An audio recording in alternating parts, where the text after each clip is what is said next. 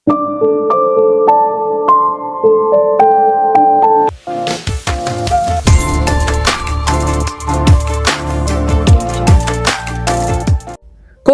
Letter மூலியமாக அரசருக்கு சந்தேகம் வந்துருச்சு.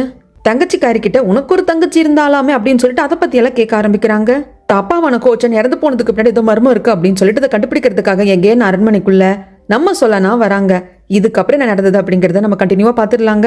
அதுக்கு முன்னாடி என்னோட வாய்ஸ் ஓவர் நரேஷன் ஸ்டோரி எல்லாம் பிடிச்சிருந்தா லைக் பண்ணிட்டு பாருங்க. அப்படியே உங்க ஃப்ரெண்ட் அண்ட் ஃபேமிலி கூடயும் ஷேர் பண்ணிக்கோங்க. இது வரைக்கும் யாராவது சப்ஸ்கிரைப் பண்ண பார்த்துட்டு இருந்தீங்கன்னா மறக்காம சப்ஸ்கிரைப் பண்ணிக்கோங்க. இப்போ வாங்க வீடியோக்குள்ள போயிடலாம். எதுக்கால இளவரசரை கரெக்டா வெளியே வர்றப்போ சொல்லனா பாத்துடுவா இல்லையா, மரியாதை நிமித்தமா வணக்கம் இளவரசரே அப்படிங்கிறப்ப ஒரு பாட்டுக்கு மூஞ்சி திருப்பிட்டு போயிடுவாரு.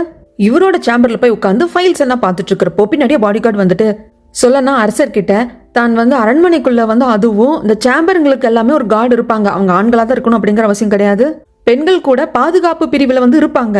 சோ அந்த பொசிஷன் தனக்கு வேணும்னு கேட்டு வாங்கியிருக்கா அப்படிங்கிறப்ப இதெல்லாம் உங்ககிட்ட கேட்டனா, எதுக்கு நீ அவளை பத்தி இப்ப என்கிட்ட பேசிட்டு இருக்க, சொல்லனாவை பத்தின எந்த விஷயமும் என் முன்னாடி வரக்கூடாது தெரிஞ்சது அப்படின்னு சொல்லிட்டு அனுப்பிச்சிடுவாங்க. பட் இருந்தாலும் சொல்லனாவோட நினைப்பெல்லாம் மனசுக்குள்ள இருக்கதான் செய்யுது. தான் தூங்கிட்டு இருக்கிறப்போ சொல்லாம கொல்லாம போயிட்டாலே அப்படிங்கிற கோபம் தான் நம்ம இளவரசருக்கு. அதுக்கப்புறமாக தாலும் கேட்பாங்க, ஏமா இந்த மாதிரி அரண்மனைக்குள்ள லேடி கார்டா இருக்கிறதுக்காக நீ கேட்டிருக்கிய, அதுக்கு பதிலாக இன்னர் கோர்ட்டுக்குள்ள ஒரு பதவி உயர்வு கேட்டிருந்த அப்படின்னா அது உனக்கு ரொம்ப உபயோகரமா இருந்திருக்கும். நீ ஜஸ்ட் கார்ட் வேலை பாக்குற அப்படின்னா அதுல பெரிய ஒரு அட்டென்ஷனே இருக்காது, இந்த வேலையை பார்க்கறதுக்கு நிறைய பேர் இருப்பாங்க அப்படிங்கிறாங்க. இல்லைங்க மேடம், நான் நல்லா யோசிச்சு தெளிவாக தான் எனக்கு என்ன பொசிஷன் வேணும் அப்படிங்கிறத நான் கேட்டேன். சரி எதுக்காக அப்படின்னு சொல்லிட்டு தாலும் கேட்பாங்க. அதுக்கு சொல்லனா என்ன ஆன்சர் சொன்னான்னு தெரியலங்க, நம்மளுக்கு காட்டல. இந்த பக்கம் சொல்லனா திரும்பி வந்தது, அரசர்கிட்ட தனக்கு இந்த பொசிஷன் வேணும்னு கேட்டது, அரசர் அதுக்கு சரின்னு சொன்னது அப்படிங்கிறதுல ராணிக்கும் தெரிய வருது. அதுக்கப்புறமாக இந்த இளவரசியை தான் காட்டுறாங்க. எம்ப்ராய்டரி போடணும் இல்லையா, ராணி கூட உட்காந்துட்டு அந்த ஒர்க்கை தானே இவ பண்ணிட்டு இருக்கா, அதுக்காக இவ கிளம்புறா. அந்த சமயத்துல அப்படியே கேட்டு பாக்குறா, சொல்லனா இன்னும் வரலையா, உங்களுக்கு சொல்லனா பிடிச்ச மேடாச்சே ராணி அப்படிங்கிறாங்க. இல்லவ சீக்கிரம் வந்துருவா, நானே அவளை பாக்குறதுக்காக தான் காத்துட்டு இருக்கேன் அப்படிங்கிறப்போ மேய்டு சொல்றாங்க சொல்லனா வந்துட்டாங்க அப்படின்னு சொல்லிட்டு ராணி ஓடி கையை பிடிச்சுப்பா. சொல்லனா அவனை ரொம்ப ரொம்ப மிஸ் பண்ண தெரியுமா அப்படின்னு சொல்லிட்டு இருக்கிறப்ப அப்படியே ஓரக்கனால கிடையாது, முறைச்சது தங்கச்சிக்காரியை பார்ப்பாங்க. அவளுக்கு ஐயோ என்னையே முறைக்கிற அப்படிங்கிற மாதிரி பாக்குறப்போ கேர்டேக்கர் இன்னும் 2 அதிகாரிகள் வருவாங்க. வந்தவங்க அரசர் சொல்லனா கேட்ட பதவியை கொடுத்துட்டாரு, அதாவது வாக்கு கொடுத்துட்டாரு, அதை அறிவிக்கணும் இல்லையா, சோ அதுக்காக அரசரோட ஆணையை நான் படிக்க போறேன் அப்படிங்கிறாங்க. அரசர் ஆணை படிக்கிறப்ப எல்லாரும் மண்டிக்கிட்ட அதை ரிசீவ் பண்ணிக்கணும். அந்த சமயத்துல சொல்லனா கேட்ட பொறுப்பு சொல்லனாக்கு வழங்கப்படுகிறது. இந்த அரண்மனையோட பாதுகாப்பு பிரிவுல அவ வேலை செய்ய போறா. அந்த பாதுகாப்பு பிரிவுல 9th ரேங்க் ஆபீசரா இருக்க போறா அப்படிங்கறது எல்லாத்தையும் படிச்சு முடிச்சிடுறாங்க. அதுக்கப்புறம் தங்கச்சிக்காரி சொல்லனா கிட்ட பேசணும்னு தனியா கூப்பிட்டு வரா. நீ எதுக்கு வந்த, போறேன், இதுக்கப்புறம் இங்க தலை வச்சே படுக்க மாட்டேன்னு சொல்லிட்டு தானே போனேன் அப்படிங்கிறப்போ, இதை பாரு, நான் வருவேன் இருப்பேன் போவேன், அது ஏன் முடிவு, அதெல்லாம் கேட்கறதுக்கு நீ யார் அப்படின்னு கேட்டுடுவா. இது தங்கச்சிக்காரிக்கு ஷாக்கு தான், இப்படியெல்லாம் பேசுவா அப்படிங்கறது எதிர்பார்க்கல. நான் ஸ்பையா தான் அந்த எதிரி நாட்டு அரசர் லியோட நாட்டுக்கு போயிருந்தேன், அங்க நான் ஸ்பையா போயிருக்கேன் அப்படிங்கிறது என் வேலையெல்லாம் முடிச்சதுக்கு அப்புறமாக அங்க இருக்கிற அரசருக்கு தெரிய வந்திருக்கு. அதுக்கு பின்னாடி நீ தானே இருக்க அப்படின்னு கேட்கிறப்போ, ஆக்சுவலா இவ தான் இருக்கா. ஆமான்னு ஒத்துப்பாள தங்கச்சிக்காரி. அதுக்கு பதிலாக எல்லாம் நான் ஒன்றும் பண்ணல, நான் ஏன் பண்ண போறேன், அப்படி பண்ண இந்த நாட்டுக்கு தானே ரிஸ்க்கு, நான் ஒன்றும் பண்ண மாட்டேன் அப்படிங்கிறப்போ, நல்லது நீ பண்ணாம இருந்தா நல்லது, ஆனா நீ பண்ணியிருந்தேன்னு மட்டும் எனக்கு தெரிஞ்சதுன்னு வச்சுக்கோ சோல்கி, உன்னை முடிச்சு கட்டுறவளே நானா தான் இருப்பேன் அப்படிங்கிறப்போ அப்படியே பயம் வந்துடும். ஏன்னா இந்த அளவுக்கு ஒரு தங்கச்சி அப்படிங்கிற பாசமே இல்லாம சொல்லணும் இது வரைக்கும் பேசினதே கிடையாது. இப்போ பேசுறது இவளுக்கு பயமா தான் இருக்கு. அது மட்டும் இல்லாம நம்ம அம்மா அப்பா சாவுக்கு காரணமானவங்களை கண்டுபிடிக்கணும், அது எனக்கு ரொம்ப ரொம்ப முக்கியம். நான் எகெயின் அரண்மனைக்குள்ள வந்ததுக்கு அதுவும் ஒரு காரணம் அப்படிங்கிறப்போ, அப்போ அம்மா அப்பா சாவுக்கு யாரு காரணமோ உங்களை கண்டுபிடிச்சிட்டா இங்கிருந்து நீ போயிடுவல அப்படின்னு கேட்குறாங்க. அப்படியே ஒரு கேவலமான பார்வை பாப்பா சொல்லனா, எனக்கு இளவரசியா இருக்கிறதுல ஐடியாவே இல்லை, போதுமா அப்படின்னு சொல்லிட்டு போவா. இதுல 2 விஷயங்க, அப்பா அதாவது கோச்சன் உயிரோட இருக்காங்க அப்படிங்கிறத சோல்கி பார்த்துட்டா. அது சொல்லனாக்கு தெரியுமா தெரியாதா அப்படிங்கிறது அவளுக்கு தெரியாது. நம்ம அம்மா அப்பா அப்பவே இறந்து போயிட்டாங்க அப்படிங்கிறது தான் சொல்லனா நினைச்சிட்டு இருக்கா. ஆனா சொல்லனாக்கு தெரியும், சோல்கியை கோச்சன் பார்த்தது எல்லாமே தெரியும். ஆனா தங்கச்சிக்காரிக்கிட்ட எதுவும் சொல்றது இல்லை, நம்ம அப்பா உயிரோடு இருக்கிறத நான் பார்த்தேன், ஆனா எகேன் அவர் இறந்து போயிட்டாரு, நான் தான் என் கையால் இறுதி காரியங்கள் பண்ண அப்படிங்கிறது எதுவும் சொல்றது இல்லை. அதுக்கப்புறம் இவரோட சேம்பருக்கு போற சமயத்துல கொஞ்சம் சொல்லனாக்கு கஷ்டமா தான் இருக்கும். ஏன்னா கோச்சன் இறந்து போயிருக்காரு அப்படின்னா கோச்சனோட ரத்தம் யாரு, சோல்கி தான். சோ அவகிட்ட இதை சொல்லணும், 2 பேர் சேர்ந்து துக்கம் அனுஷ்டிக்கணும் அப்படின்னு நான் நினைச்சேன். ஆனா என்னமோ என்ன தடுக்குது அப்படின்னு சொல்லிட்டு சொல்லனா இந்த தங்கச்சிக்காரி போறப்போ அதை பார்த்து மனசுல நினைச்சுக்கிறா. அதுக்கப்புறம் ராணி கூட சொல்லனா பேசிட்டு இருக்கிறப்ப இந்த தங்கச்சிக்காரி அதை பார்த்து, சொல்லனா அப்பா உயிரோட தான் இருக்காரு, என்னை பார்த்துட்டு போனாரு, அது உங்ககிட்ட சொல்லணும்னு இருக்கு, ஆனா நான் எப்படி சொல்லுவேன், அதை சொல்லிட்டா எகேன் அப்பா கூட சேர்ந்து நான் இருக்கிற இளவரசி அப்படிங்கிற பட்டம் என்கிட்ட இருந்து பறிக்கப்படுமோ அப்படின்னு சொல்லிட்டு இவன் அப்படி யோசிக்கிறான். இதுக்கப்புறம் பாதுகாப்பு பிரிவில் 9th ரேங்க் ஆஃபீஸர் ஆகுதுன்னா சொல்லனா இருக்க போறா. அதுக்கேற்ற மாதிரி ட்ரெஸ் பண்ணிட்டு நிக்கிறா. தாலும்க்கு ரொம்ப சந்தோஷம், கட்டி பிடிச்சி சந்தோஷப்படுறாங்க. அட் த சேம் டைம் நீ திரும்பி வந்ததுக்கான ரீசன் ஏதோ ஒன்று இருக்கு, அதை என்கிட்ட இருந்து மறைக்கிற அப்படின்னு கேட்கறாங்க. அந்த ரீசன் இன்னும் தாலும் கிட்ட சொல்லனா சொல்லல. அதுக்கு பதிலாக நான் ஏன் இந்த பதவி வேணும்னு அரசர்கிட்ட கேட்டு நீங்க கேட்டீங்க இல்லையா, அதுக்கான காரணம் அரண்மனைக்குள்ள எந்த ஆபத்து வர்றதாக இருந்தாலும் அரண்மனை காட்ஸுக்கு தெரிய வந்துடும். அதுக்காக இந்த பதவிக்கு வந்தேன். இதை பாருமா, நீ நினைக்கிற மாதிரி அரண்மனை அப்படிங்கிறது நம்மளுக்கெல்லாம் இருக்கக்கூடிய சாதாரண வீடு மாதிரி கிடையாது. அரண்மனைக்குள்ள இருக்கிற காத்து கூட ஒரு காவலாளியோட வேலையும் பார்க்கும், எதிரி நாட்டுக்கு அசசனாவும் வேலை பார்க்கும். அது எனக்கு தெரியும் மேடம், அதெல்லாம் தெரிஞ்சுதான் இந்த பதவி வேணும்னு அரசர்கிட்ட கேட்டேன் அப்படின்னு சொல்றாங்க.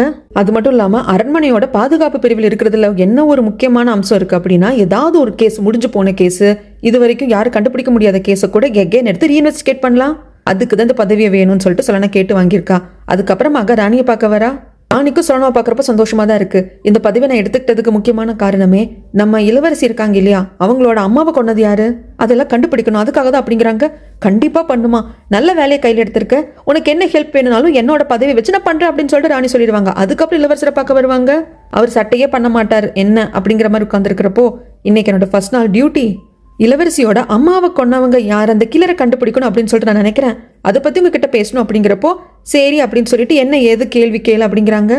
இளவரசி சுபேகா இருக்காங்க இல்லையா, அவங்களோட அம்மா அந்த குடும்பத்தை அழிச்சது கொள்ளையர்களாக தான் இருக்கும்னு நினைக்கிறீங்களா நீங்க இளவரசர் அப்படின்னு கேட்கிறப்போ, நான் நினைக்கிறது இருக்கட்டும், நீ என்ன நினைக்கிறேன்னு சொல்ல அப்படிங்கிறாங்க. ஆக்சுவலா கொள்ளையர்கள் கிடையாது அப்படிங்கிற முடிவுக்கு சொல்லனா எப்போ வந்துட்டா. எகேன் கோச்சனை பார்த்த சமயத்தில் அவர் சொல்லியிருப்பார் இல்லையா, அன்னைக்கு நைட்டு தான் உங்க அம்மாவை பார்க்கணும் அப்படின்னு சொல்லிட்டு அரசர் வந்து கூப்பிட்டு இருந்திருப்பாரு. உங்க அம்மா போனா நான் அரசரை பார்க்கல, திரும்பி வந்துட்டு அதுக்கப்புறம் தான் அட்டாக் நடந்தது. அதனால எனக்கு அரசர் மேல கோபம். ஸோ அரசர் தான் வந்துட்டு சாவா உயிரோடு இருக்காங்க அப்படிங்கறத தெரிஞ்சு கன்ஃபார்ம் பண்ணிக்கிட்டு கண்டிப்பா கொன்னுடணும், அப்பதான் நம்ம பதவிக்கு எந்த ஆபத்தும் வராதுன்னு அரசர் நினைச்சிருக்காரு போல இருக்குன்னு கோச்சன் நினைச்சிருந்தாங்க. அந்த சொல்ற சமயத்தில் இதெல்லாம் வச்சுதான் யோசிக்கிறா. ஸோ அரசருக்கு நம்ம அம்மா சாவா உயிரோடு இருக்காங்க, மந்திரியார் தான் நம்ம பதவி விட்டு போயிடக்கூடாது அப்படிங்கிறதுக்காக பொய் சொல்லி சாவை இறந்து போயிட்டாங்கன்னு சொல்லியிருக்காங்க அப்படிங்கிறதுல தெரிய வந்ததுக்கு அப்புறமாக அம்மாவை அவர் பார்க்கணும் தான் நினைச்சிருக்காரு, தவிர்த்து அம்மாவை கொல்லணும்னு நினைக்கல. ஆனா அதை தெரிஞ்சுக்கிட்ட யாரோ நம்ம அம்மா அரசரை பார்க்கறதுக்கு முன்னாடி கொன்னுடணும் அப்படின்னு சொல்லிட்டு நினைச்சிருக்காங்க அப்படிங்கிறது புரிய வருது. அந்த உண்மை இளவரசர் கிட்ட சொல்லாம, பொதுவா கொள்ளையர்கள் வந்து இந்த மாதிரி வேலைகளை பண்றாங்க அப்படின்னா டக்குன்னு ஆட்களை கொல்ல மாட்டாங்க, எடுத்த உடனே மர்டர் பண்ணணும் அப்படிங்கிற விஷயத்துல இறங்க மாட்டாங்க. அந்த மக்களை வந்து கைதிகளை பிடிச்சிட்டு போய்ப்பாங்க. அவங்க வேற வேற இடத்துக்கு போறப்போ அவங்கள வச்சு வேலை வாங்குவாங்க. அதே மாதிரி கொள்ளையடிச்சதும் ஒரு இடத்த அப்படியே எரிச்சு விட்டு போக மாட்டாங்க. ஏன்னா அந்த கொள்ளையர்கள் நாங்க கொள்ளையர்கள் தான் அப்படிங்கறத பகிரங்கமா தானே இருக்காங்க. ஐயோ இவங்க நம்மளை பார்த்துட்டாங்க, யாராவது கிட்ட போய் சொன்னா என்ன பண்றது அப்படிங்கிறதுக்காக எல்லாம் மர்டர் பண்ண மாட்டாங்க. அது மட்டும் இல்லாம அந்த இடத்துல பிரச்சனை ஆகுது அப்படின்னா ஒரு இடத்த எடிக்க செய்வாங்க. ஆனா தாங்கள் வந்துட்டு போனதுக்கான தடையும் இல்லாம அழிக்கணும் அப்படிங்கிற மாதிரி எல்லாம் கொள்ளையர்களுக்கு மைண்டு கிடையாது. அதை வச்சுதான் சொல்றேன் அப்படிங்கிறப்போ கரெக்ட், எனக்கு அது ஃபர்ஸ்டே தோணுச்சு அப்படின்னு சொல்லிட்டு ஒரு பாக்ஸ் ஓபன் பண்ணி காட்டுறாங்க. அதுல இந்த பேண்ட்ல சேர்ந்தப்போ டாட்டு போட்டுப்பாங்க இல்லையா, அது அதுல இருக்கு. கொள்ளையர்கள் இளவரசியோட குடும்பத்தை அழிச்சிட்டாங்கன்னு தெரிஞ்சதுக்கு அப்புறமாக நாங்க அரண்மனையில் இருந்தாலும் என்னோட ஆட்கள் வச்சு அங்க விசாரிக்க செஞ்சேன். அப்போ பக்கத்துல இருந்த ஒரு கிளினிக்கு யாரோ ஒருத்தர் வந்து ரத்த கலரோட போய் கொலாப்ஸா கீழே வந்திருக்காரு. அவரு கையில இந்த துணி இருந்திருக்கு. இந்த துணியில பேண்ட்ல இருக்கிறவங்களுக்கு மட்டும் கொடுக்கப்படுற டாட்டு வந்து வரைஞ்சிருக்கு. நாங்க யாரு ட்ரீட்மெண்ட் எடுத்துக்கிட்டாங்க என்ன எதுன்னு தெரியல. ஏன்னா கொஞ்ச நாள்லயே ட்ரீட்மெண்ட் எல்லாம் முடிஞ்சு அவர் தெம்பானதும் அங்க இருக்கிறவங்க கிட்டே சொல்லாம கொள்ளாம போயிட்டாங்களாமா. அப்ப நீங்க என்ன சொல்ல வரீங்க இளவரசரே, பேண்டை சேர்ந்தவங்க தான் இளவரசியோட குடும்பத்தை அழிக்க பார்த்திருக்காங்கன்னு சொல்றீங்களா? எனக்கு கரெக்டா தெரியல, ஆனா பேண்டை சேர்ந்தவங்க யாரும் இன்வால்வ் ஆயிருக்கிறதுக்கு வாய்ப்பு இருக்கு. அப்ப என்ன சொல்ல வர்றீங்க, இளவரசியோட குடும்பத்தை அழிச்சது கொள்ளையர்கள் கிடையாது, அந்த குடும்பத்தை அழிச்ச பர்சன் நம்ம தலைநகரில் இருக்கிறதுக்கு வாய்ப்பு இருக்குன்னு சொல்றீங்களா அப்படிங்கிறப்போ இளவரசர் சுதாரிச்சுட்டாரு. அவருக்கு மனசுல ஒருத்தங்க மேல டவுட் இருக்கு, ஆனா அதை காட்டிக்காம ஃபர்ஸ்ட் நீ விசாரி சொல்லலாம். நீ இதை விசாரிக்கிறதுக்கு இந்த கேஸை கையில் எடுத்திருக்க இல்லையா, நீ விசாரி. நான் யாரை சந்தேகப்படுறேன் அப்படிங்கிறது, நீயும் அதே பர்சனை சந்தேகப்படுற அப்படிங்கிறத நீ விசாரிச்சு முடிக்கிறப்போ மேட்ச் ஆகுதான் பாத்துக்கலாம்னு சொல்லிடுவாங்க. அவ்வளவுதான், பேசி முடிச்சாச்சு, நீ கிளம்பலாம் அப்படிங்கிறப்போ இளவரசரே நான் திடீர்னு வந்தது உங்களுக்கு ஷாக்கா இருக்குன்னு ஆரம்பிக்கிறப்போ சொல்லனா, நான் ஏற்கனவே சொன்னேன் நமக்குள்ள எல்லாம் முடிஞ்சு போச்சு. நான் தூங்கிட்டு இருந்தப்போ என்கிட்ட சொல்லாம கொள்ளாம நான் அப்படியே விட்டு போன பாத்தியா, அப்பவே நமக்குள்ள எல்லாம் முடிஞ்சு போச்சு. நான் உன்னை தேட மாட்டேன், உங்ககிட்ட நான் வரமாட்டேன்னு சொல்லிட்டேன் இல்லையா, அவ்வளவுதான், நீ போலாம் அப்படின்னு சொல்றாங்க. வெளியே வந்த சலனாக்கும் இதுதான் சரி, நம்ம 2 பேருமே வந்து பிரதர் அண்ட் சிஸ்டர் ஆகுது, நம்ம இப்படியே இருந்துக்கலாம், நீங்க எடுத்த முடிவு சரிதான் இளவரசர் வந்துருவாங்க. ஆனா இளவரசரால மறக்க முடியல, இப்ப எதுக்கு இவ திரும்பி வந்தா, ஏன் படுத்துறா அப்படிங்கிற மாதிரி தான் இருக்கு. அதுக்கப்புறமாக அரசரை தான் காட்டுறாங்க. அரசரை பார்க்கறதுக்கு மாஸ்டர் வந்திருக்காங்க. அரசர் ஒரு வாட்டி சொல்லியிருப்பாங்க இல்லைங்களா, நான் சிலரோட உருவத்தை வந்து நான் டிஸ்கிரைப் பண்றேன், நீங்க வரைஞ்சு கொடுக்கணும் அப்படின்னு. வரைஞ்சு எடுத்துட்டு வந்திருக்காரு. நாம என்ன நினைச்சோம், தங்கச்சிக்காரி கிட்ட போய் பேசிட்டு அவளுக்கு வந்து ஒரு தங்கச்சி இருக்குன்னு அவ போய் சொன்னா இல்லையா, அந்த தங்கச்சிக்கு என்ன வயசு எப்படி இருப்பான்ல அரசர் கேட்டதுனால அந்த பொண்ணதை ஒரு வரைய வைக்க போறாரு போல இருக்கு அப்படின்னு நினைச்சா கிடையாதுங்க. சண்டை போடுறப்போ கோச்சனை நல்லா பார்த்துருப்பாரு இல்லையா, ஸோ கோச்சனோட அங்க அடையாளங்களை தான் சொல்லியிருப்பாங்க. இப்போ அதை தான் மாஸ்டர் வரைஞ்சிட்டு வந்திருக்காரு. மாஸ்டர் ரகசியமாக அதை வரைஞ்சிட்டு வர சொல்லியிருப்பாங்க. பார்த்ததும் தான் பார்த்த உருவத்தோட இந்த ஓவியம் ஒத்து போகுது, இது யாருக்கிட்டே சொல்லக்கூடாதுன்னு மாஸ்டர் அனுப்பிச்சிட்டு அதுக்கப்புறம் மந்திரி யாரும் கூப்பிடுறாங்க. கூப்பிட்டதும் ஃபர்ஸ்ட் நான் ஹண்டிங்க்கு போனப்போ என்னை கொல்றதுக்காக ஒரு ஆள் வந்திருந்தான். அவன் கண்ணுல என்னை கொல்றதுக்கான வெறி தெரிஞ்சது. அதே சமயத்துல ஒரு சோகம் இருந்தது. என்னை மர்டர் பண்றதுக்கான எல்லா வாய்ப்பும் அவங்க கிட்ட இருந்தது. ஏன்னா நான் வந்து ஒன்றும் முடியாம கீழே உட்காந்துட்டேன். ஆனா என்னை கொல்லாம அந்த லெட்டர் கொடுத்துட்டு போனா அப்படின்னு சொல்லிட்டு கேர்டேக்கர் கிட்ட அந்த லெட்டர் கொடுக்க சொல்றாங்க. அதை படிக்கிறப்போ அதே மாதிரி தாங்க, அதே விஷயம் தான் இருக்கு. சொலநாத இளவரசி அப்படிங்கிற அந்த எழுத்து மட்டும் மறைஞ்சு போச்சு. அரசரே, இது நீங்க நம்புறீங்களா? இப்ப இருக்கிற இளவரசி உங்க ரத்தம் கிடையாது, ஆனா சாவாவோட பொண்ணு தான். அப்ப உண்மையான இளவரசி, உண்மையான சுபேக்கா அப்படின்னு சொல்லிட்டு அந்த பேரெல்லாம் அழிஞ்சிருக்கே அப்படி இப்படிங்கிறப்போ நம்புறது நம்பாதது ஒரு பக்கம் இருக்கட்டும். ஆனா இதை என்கிட்ட கொடுத்த ஆள் யாருங்கிறத நான் ஃபர்ஸ்ட் அடையாளம் கண்டுக்கணும். அந்த ஆள் இவங்க தான், நீ பார்த்து சொல்லு அப்படிங்கிறப்போ அரசர் இவரு தான் கோச்சன். நான் சாவாவை கண்டுபிடிச்சிட்டு போனப்போ சாவா இவரு கூட தான் 20 வருஷமா வாழ்ந்திருக்காங்க அப்படின்றதும் அரசர் கன்ஃபார்ம் பண்ணிட்டாரு. ஓகே, அப்போ அந்த கோச்சன் தான் நம்ம முன்னாடி நின்ன ஆளு. அந்த ஆள் கொடுத்த லெட்டரை நம்ம நம்பலாம் அப்படிங்கிற முடிவுக்கு அரசர் வந்துட்டாரு. இந்த பக்கமாக தனியா வந்து ரூம் எல்லாம் கொடுத்துருவாங்க நம்ம சொலனாக்கு. அந்த ஆஃபீஸ் ரூம்ல எல்லாமே ரெடி பண்ணிட்டு சொலனாக்குன்னு 2 மெய்டு கூட இருப்பாங்க. சொல்லி வச்சிருப்பாங்க, இந்த நகை பிரேஸ்லெட்டை செய்யக்கூடியவங்களை வந்து எங்கிட்ட கூப்பிட்டு வாங்கன்னு சொல்லிட்டு. அப்படி ஒருத்தர் வந்ததும் சாகரப்ப கோச்சன் கொடுத்துருப்பாங்க இல்லையா, அந்த பிரேஸ்லெட் கொடுக்குறாங்க. இது பொதுவா யார் வந்து பண்ணி போட்டுப்பாங்க, இதை யார் பண்ணிருப்பாங்கன்னு சொல்ல முடியுமான்னு கேட்பாங்க. அதை பார்த்தவரு, அம்மா இந்த பிரேஸ்லெட்டை சுத்தி இருக்கிற மற்ற அந்த மணிகளை பத்தி எனக்கு தெரியாது, ஆனா சென்டர்ல இருக்கு பாத்தியா, இது வந்து ரொம்ப ரேரான விஷயம்மா. இது வந்து பெர்ஷியன்ல இருந்துட்டு தான் கொண்டு வருவாங்க. போர்க்களத்துல எத்தனை எதிரிகளை கொள்றோமோ ஒவ்வொருத்தங்களையும் கொள்றப்போ அவங்களோட ஆத்மா சாந்தி அடையணும் அப்படின்னு சொல்லி வேண்டிக்கிட்டு அந்த கொல்லப்பட்ட எதிரிகளோட தலையை கணக்குல வச்சு ஒரு மாலை மாதிரி இந்த பீட்ஸை வச்சு செஞ்சுப்பாங்க. அதுல சென்டர்ல இருக்குதா பெர்ஷியன் பீட்ஸ். இதை வந்து ரத்த சொந்தத்துக்கு தான் கொடுப்பாங்க. ஏன்னா பொதுவாக இது ஒரு பேரோட தான் வரும். ஒரு பேரை அப்பா வச்சுக்கிட்டு பையனுக்கோ இல்ல பொண்ணுக்கோ கொடுக்கறது அந்த மாதிரி வருமா அப்படின்னு சொல்லியிருப்பாங்க. சொல்லிட்டு இவர் போயிடுவாரு. அதுக்கப்புறமாக சொல்லணும் யோசிக்கிறா, இதோட பேர் எங்கேயோ நான் பார்த்த மாதிரி இருக்கு அப்படிங்கிறப்போ அரசர் கையில் வச்சு பார்த்தது சொல்லனாக்கு ஞாபகம் வருது. அவ்வளவுதான், உடனே இதை செக் பண்ணி ஆகணும் அப்படின்னு சொல்லி கிளம்பி வர்றப்போ எதுக்கால ஜின்முவை பாப்பா. ஜின்மு ரொம்ப நாள் ஆச்சு சொல்லணும் உன்னை பார்த்து, புது பொசிஷன் கிடைச்சிருக்க போல இருக்குன்னு நார்மலா பேசுறாங்க. சரி ஜின்மு, நம்ம அப்புறம் பார்க்கலாம் அப்படின்னு சொல்லிட்டு வர்றப்போ ஜின்முக்கு புரியாத விஷயம், மங்காவை தேடி ஏன் சொல்லனா நீ போன, அது மட்டும் இல்லாம இளவரசி உன்னை பாக்குறப்ப பதட்டம் அடையறா, அதுக்கான காரணம் என்ன? ஆனா எனக்கு உன்னை பாக்குறப்ப பதட்டமா இல்ல, ரொம்ப கம்ஃபர்ட்டா தான் ஃபீல் ஆகுது அப்படின்னு சொல்லிட்டு மனசுக்குள்ளே நினைச்சுப்பாரு. சொல்லனா எங்க தெரியுங்களா வர்றா, இளவரசரை பாக்குறதுக்காக தான். ஆனா வழியில அரசர் வந்து அப்படியே தனியா நின்று யோசிச்சுட்டு இருப்பாரு. யார் சொன்னது? மந்திரியார் சொன்னதுதான். இவருதான் கோச்சன். சாவா கூட இவங்க 20 வருஷமா வாழ்ந்தாங்க. சாவோட ஹஸ்பண்ட் இவங்க 2 பேருக்கு ஒரு பெண் குழந்தை இருக்கு. ஆனா அது யாரு என்னங்கிறது தெரியாது. ஏன்னா 2 பொண்ணுங்களை நான் பார்த்தேன். அதுல ஒண்ணு கண்டிப்பா சாவாக்கும் உங்களுக்கும் பிறந்த பொண்ணு, இன்னொரு பொண்ணு சாவாக்கும் கோச்சனுக்கும் பிறந்த பொண்ணுன்னு சொல்லியிருப்பாங்க. ஆனா அவங்க முகத்தை பார்க்காததுனாலையும் சாவா என்கிட்ட அதை பத்தி சொல்லாதனாலும் எனக்கு தெரியல அப்படின்னு மந்திரியார் சொல்லிட்டாங்க. இதெல்லாம் கேட்குற அரசருக்கு, ஸோ நம்மளை கொல்ல வந்தது சாவாவோட ஹஸ்பண்டான கோச்சன் தான். அப்போ அவர் சொன்னது உண்மையாக தான் இருக்கணும் அப்படின்னு சொல்லிட்டு அந்த மனசுல போட்டு குழப்பிக்கிட்டே இருக்காரு. அப்பவும் இந்த ஜபமாலை மாதிரி வச்சுட்டு கையில் அதை வச்சுட்டு தான் இருப்பாரு. இதை நம்ம சொல்லனா பார்த்துடுறாங்க. அப்போ சொல்லணும் அதை நோட்டீஸ் பண்ணிடுறா. இவ கையில் பிரேஸ்லெட் இருக்கிற இந்த சென்டர்ல இருக்கக்கூடிய அந்த முத்தும் அரசர் கையில் இருக்கிற அந்த மாலையில சென்டர்ல இருக்கிற முத்தும் ஒத்து போகுது. அதுக்கப்புறம் இங்க இளவரசரை காட்டுறாங்க. இளவரசர் அப்படியே நடந்து வர்றப்போ இந்த இடத்த பார்த்து அப்படியே ஸ்டன் ஆயிடுறாரு. என்ன சொல்லனா கிட்ட தன்னோட லவ் ப்ரப்போஸ் பண்ணி சொல்லனாவும் அதை அக்செப்ட் பண்ணிக்கிட்டு, நீங்க என்ன காதலிக்கிறதுக்கு முன்னாடி நான் உங்களை காதலிக்க ஆரம்பிச்சா அப்படின்னு சொல்லியிருப்பாங்க இல்லையா, அந்த சம்பவம் எல்லாம் நடந்த இடம் தான் இது. அப்படி ஃபீல் பண்ணிட்டு நிக்கிறப்போ கரெக்டா சொல்லனா வருவா. வந்தவா அப்படி 2 கையும் பாப்பா. இவர் கையில அந்த பிரேஸ்லெட் இல்ல. ஆமா இளவரசரே, அரசர் உங்களுக்கு ஏதாவது கிஃப்ட் கொடுத்துருக்காரா பிரேஸ்லெட் மாதிரின்னு கேக்குறாங்க. இல்ல. இப்ப எதுக்கு நீ அதை பத்திலாம் கேட்குற? இல்ல, போர்க்களத்துல அரசர் நிறைய எதிரிகளை கொண்டிருக்காங்க. அவர் தளபதியா இருந்தது இப்ப அரசரா மாறியிருக்காரு. அப்படி எத்தனை எதிரிகளை அரசர் கொன்னாங்களோ அவர் கையால போன உயிருங்க எல்லாத்துக்கும் வந்துட்டு ஒரு இறுதி மரியாதை மாதிரி செலுத்தி அந்த ஒவ்வொரு மணியா வந்து கோத்துப்பாங்க. அது பிரேஸ்லெட்டை வச்சுப்பாங்க. அதுல சென்டர்ல பெர்ஷியால இருந்து வந்த ஒரு முத்தை தான் வந்துட்டு ரொம்ப விலை மதிப்பானது, அது ரொம்ப ரேரும் கூட. அதை வச்சிருந்திருப்பாங்க. அதை வந்து அவங்க பையனுக்கு மகளுக்கு அப்படி கொடுப்பாங்க. அரசர்கிட்ட ஒண்ணு இருக்கு, அதை நான் பார்த்துட்டேன்.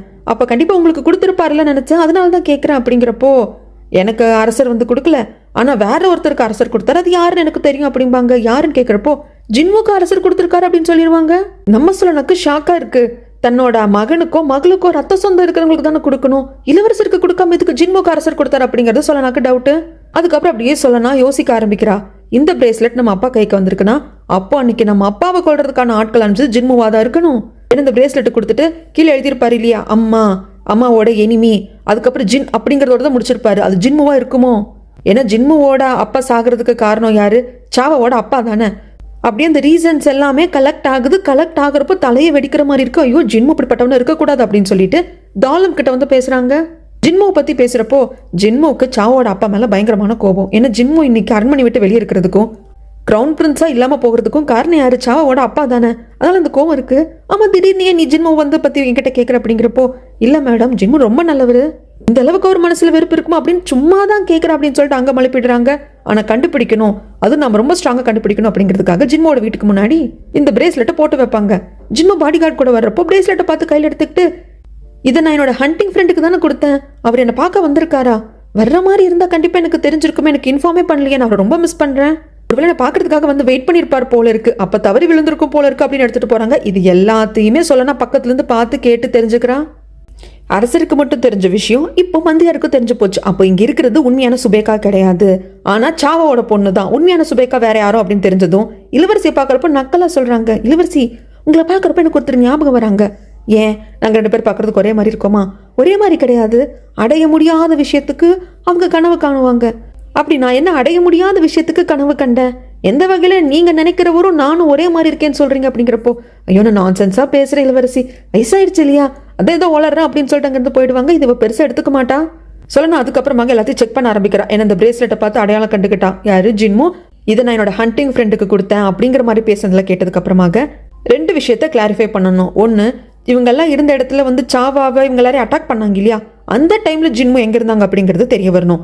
2வது, இப்போ கோச்சன் இறந்து போனார் இல்லையா, அந்த டைம்லயும் ஜின்மு எங்க இருந்தாருன்னு தெரிய வரணும். அதுக்கான ரெக்கார்ட் கண்டிப்பா இருக்கும். ஏன்னா அரண்மனை விட்டு யாராவது வெளியே போறாங்க பண்ணாங்க அப்படின்னா கூட என்ட்ரியில கண்டிப்பா ரெஜிஸ்டர் பண்ணுவாங்க. அரண்மனை விட்டு வெளியவே ஜின்மு இருந்தாலும் அவனும் அரச குடும்பத்தை சேர்ந்தவன் தான். ஸோ ஜின்மு எங்க போறான் வர்றது அப்படிங்கிறதையும் ரெக்கார்ட் பண்றாங்க. அதன் வகையில சாவாவை பாக்குறதுக்காக அரசர் வெயிட் பண்ணிட்டு இருந்தது ஒரு ஃபுல் மூன் டே தாங்க. அந்த டைம்லயும் அந்த இடத்துல தான் ஜின்மு இருந்திருக்காரு. எதுக்காக அங்க போயிருக்காரு அப்படிங்கிற ரீசன் என்னன்னா ஹண்டிங்காக போயிருக்காரு அப்படிங்கிற மாதிரி எழுதியிருக்கா. அதே மாதிரி கோச்சன் இப்ப இறந்து போனார் இல்லைங்களா, அந்த சமயத்துல ஜின்மு அந்த இடத்துல தான் போயிருக்காரு, அந்த ஊருக்கு தான் போயிருக்காரு. அப்ப கூட ஹண்டிங்க்கு போனதாக தான் ரீசன் எழுதியிருக்கு. இந்த ரெக்கார்ட்ஸ் எல்லாம் பார்த்து உறுதி ஆனதுக்கு அப்புறமாக எல்லாத்தையும் அப்படியே ரீகலெக்ட் பண்றாங்க. இதுல கண்டிப்பா ஜின்மு பண்ணியிருக்கான், அது வந்து கன்ஃபார்மா தெரியுது. ஏன்னா ஜின்முவோட அப்பா இறந்து போன அரசரை கொன்னது நம்ம அம்மாவோட அப்பா. ஸோ அந்த வஞ்சத்தை வச்சுதான் அவன் பழி வாங்கியிருக்கான் அப்படின்னு நமக்கு தெரிய வருது. அவன் பழி தீக்கிறதுக்கு நம்ம அம்மாவையும் அப்பாவையும் கொண்டிருக்கான், அதுவும் அப்பா உயிரோடு இருக்கார் அப்படின்னு தெரிஞ்சதுக்கு அப்புறமாக மறுபடியும் வந்து கொண்டிருக்கான். இவனை விடவே கூடாது, கண்டிப்பா அரசருக்கு தெரியப்படுத்தணும் அப்படின்ட்டு ஓடி வருவாங்க. அரசர் அப்படி வாக்கிங் போயிட்டு போறப்போ இதுக்கால வந்து பிளாக் பண்ணுவாங்க, கேர்டேக்கர் திட்டுவாங்க. அரசர் போறப்போ வழிமறிக்க கூடாது அப்படிங்கிறப்போ அரசர் இருந்துட்டு சொல்லனா வரானா ஒரு காரணம் இருக்கும், நீ சொல்லுமா அப்படிங்கிறாங்க. உன்னோட புது பதவியெல்லாம் எப்படி இருக்கு, நல்லா போகுது அப்படிங்கிறப்போ எல்லாம் நல்லா இருக்கு அரசரே அப்படின்னு சொல்லிட்டு சொல்லனா சொல்ல வர்றா. சொல்ல முடியல, ஏன்னா ஜின்மு தான் பண்ணார் அப்படிங்கிறது இவளுக்கு புரிஞ்சிருச்சு, தெரிஞ்சிருச்சு, ஆதாரம் இல்லை. அப்படி ஒரு மாதிரி பதட்டமா கையை பிணைஞ்சிட்டு நிற்பால. இது இளவரசர் நோட் பண்ணிடுவாரு. சொல்லுமா ஏதோ சொல்ல வந்தா அப்படிங்கிறதுக்கு, இல்லை அரசரே நான் நல்லா வந்து ஒர்க் பண்ணுவேன், ஏதாவது தப்பு நான் பண்ண அப்படின்னா எனக்கு உடனே சுட்டி காட்டுங்க அப்படின்னு ஏதோ ஒன்று சொல்லி மழுப்பிடுறா. சரிம்மா அதெல்லாம் ஒன்றும் பிரச்சனை அப்படின்ட்டு போயிடுவாரு. ஆனால் இளவரசர் நல்லா நோட் பண்ணிட்டாரு. அவர் சேம்பருக்கு வந்ததுக்கு அப்புறமா கூட யோசிக்கிறாரு, அவ பதட்டமா இருந்தால என்னமோ இருக்கு ஏதோ இருக்கு அப்படின்னு சொல்லிட்டு சொலனாவை தான் பார்க்க வராங்க. ஆனால் சொலனாவோட ஆஃபீஸ் ரூம்குள்ள போகாம தள்ளி நின்று பார்த்துக்கிறாங்க. சொலனா உள்ள என்ன யோசிச்சுட்டு இருக்கான்னா, சொல்லனா அவசரப்படாத, ஜின்மு தான் பண்ணா அப்படிங்கிறதுக்கு ப்ரூஃப் கிடையாது, அவசரப்படாதுன்னு அவளுக்குள்ளே சொல்லிட்டு இருக்கா. அவ பதட்டமா தான் இருக்கா அப்படிங்கிறத தள்ளி நின்று பார்த்துட்டு வந்துருவாரு. பாடி கார்டு கிட்ட சொல்லுவாரு, என்ன சொல்லனாக்குன்னு 2 ஸ்டாஃப் கொடுத்துருக்காங்க இல்லையா, மெய்டு இருக்காங்க இல்லையா, அவங்க கிட்ட கேளு, சொல்லனா எதை பத்தி இன்வெஸ்டிகேட் பண்ணிட்டு இருக்கா, என்ன மாதிரியான ஒர்க் எல்லாம் அவங்க மெய்டுக்கு கொடுக்குறா அப்படிங்கறத விசாரிச்சு சொல்லிட்டு வந்துருவாரு. அரசர் பயங்கர குழப்பத்தில் இருக்காரு. யோசிச்சு ஒரு மாதிரி ஆயிடுது. இன்னொன்னு என்னன்னா, இப்ப இருக்கிறது இளவரசி இல்லைனாலும் சாவாவோட பொண்ணு. ஸோ நான் சாவாவுக்கும் இன்னொருத்தனுக்கு பிறந்த பொண்ணாவே இருந்தாலும் சாவாவோட பொண்ணுங்கிறதுக்காகவாது அவளை மதிக்கணும் அப்படிங்கிறதுக்காக தான் இளவரசி கிட்ட டைரக்டா பேசாம இன்னும் அமைதியா இருக்காரு. எகெயின் மந்திரியார்கிட்டே கேட்குறாங்க, அப்போ அந்த ஓவியத்தில் இருந்தது தான் கோச்சன், அந்த கோச்சன் கூட தான் 20 வருடங்களாக சாவா வாழ்ந்திருக்கு அப்படின்னா அப்போ அவர் கொடுத்த லெட்டரை நான் நம்பலாமா அப்படிங்கிறாங்க. அப்போதான் இன்னும் தெளிவாக சில விஷயங்களை சொல்லுவாங்க. கோச்சன் என்னோட ஆட்களில் ஒருத்தன், ஏன்னா இறந்து போன அரசர் இருந்தப்பவே இப்போ இருக்கிற அரசர் தளபதியாக இருந்திருப்பாங்க. அப்போ அவங்களுக்கு அசிஸ்டன்ட் அதை இப்போ இந்த மந்திரியார் இருந்திருப்பாங்க.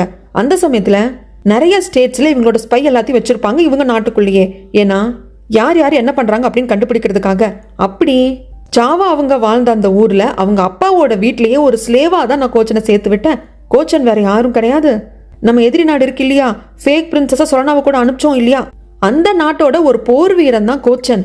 போர் புரியறதுல அவன் பயங்கரமான கெட்டிக்காரன். கையில் ஆயுதமே இல்லைனா கூட 15-20 பேர் அசால்ட்டா சமாளிப்பான். பட் இந்த நாட்டோட போர் புரிஞ்சப்போ அந்த நாட்டை நம்ம தோக்கடிச்சிட்டோம்.